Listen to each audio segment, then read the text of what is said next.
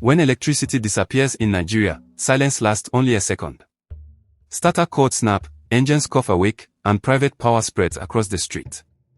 A generator sits behind shops, hospitals, and homes because grid connection does not guarantee dependable electricity.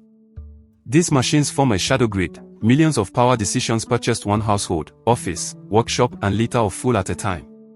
Power must survive a chain: fuel, turbines, transmission, distribution, transformers, meters, and the socket inside each building. In April 2026, Nigeria's regulator reported 13,625 megawatts installed, but only 4,286 available for dispatch, about 31% of total capacity. Available power still faces gas shortages, transmission constraints, distribution faults, damaged equipment, losses, or customers unable to take it. Megawatts miss the household question: will this freezer, clinic, workshop, or data connection receive stable voltage through the next working hour? When the answer is uncertain, backup becomes rational. Generators are noisy and expensive, but quickly purchased and controlled by whoever needs power. That control is the advantage. A generator starts without waiting for a new plant, transmission upgrade, repair transformer, or long investment timetable. Small petrol sets cover lights and fans. Larger diesel units protect machinery, servers, refrigeration, and medical equipment when public supply fails. But flexibility hides fragmentation. Every owner finances a machine, stores fuel, arranges maintenance, and absorbs failures. A reliable network would spread widely. Fuel prices turn power into a daily decision. Barbers, bakers, and cold room owners shorten hours or raise prices when generators destroy their margins. The costs travel outward. Expensive electricity becomes expensive food, services, and rent, while unreliable supply discourages investment in productive equipment. The air pays too. Nigeria's energy transition study says generators produce 70% of national power sector emissions, making backup a climate problem. Exhaust is released beside people, not beyond a distant fence. Noise, fumes, and carbon monoxide enter markets, courtyards, workshops, and bedrooms. Backup power creates inequality. Wealth buys batteries, inverters, and quiet diesel power, while poorer households wait or purchase smaller, costlier amounts. Solar looks obvious. Yet panels cannot guarantee power after sunset or during heavy demand. Reliable service also needs batteries, controls, meters, and maintenance. A solar mini-grid combines local generation, storage, and distribution. Instead of every shop owning an engine, one managed system balances many customers. An isolated mini-grid works beyond a distribution company's wires, electrifying communities sooner where population and productive demand sit close together. An interconnected mini-grid works beside an existing network. Local solar and batteries improve supply. The wider grid supports customers whenever adequate electricity returns. The goal is no longer waiting for one perfect national system. It is connecting central and local power without duplicating infrastructure or cost. Economics depend on daytime use. Homes peak after sunset, while workshops, irrigation, milling, refrigeration, and telecoms consume power when solar production is strongest. Developers therefore search for productive loads. Evening lighting alone may struggle, while business demand spreads fixed mini-grid cost across more electricity, so affordability remains difficult.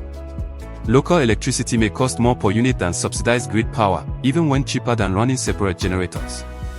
Customers compare real service, not paper tariffs, operating hours, voltage quality, repair time, fuel avoided, equipment protected, and income preserved. Nigeria's DARES program addresses that comparison. A $750 million World Bank credit supports private, distributed renewable electricity across underserved communities nationwide. It targets new or improved access for 17.5 million Nigerians and intends to replace over 280,000 polluting petrol and diesel generators. DARES also aims to supply reliable electricity for 237,000 small businesses, where power is both a service and an essential earning tool. The earlier Nigeria Electrification Project built 125 mini-grids and sold over 1 million solar home systems, reaching more than 5.5 million people. The technology is no longer experimental. The harder work is selecting sites, financing equipment, securing approvals, building demand, and maintaining service after commissioning. By late 2025, DARES reported 379 isolated mini-grid projects signed across 375 communities, showing how quickly the development pipeline was expanding.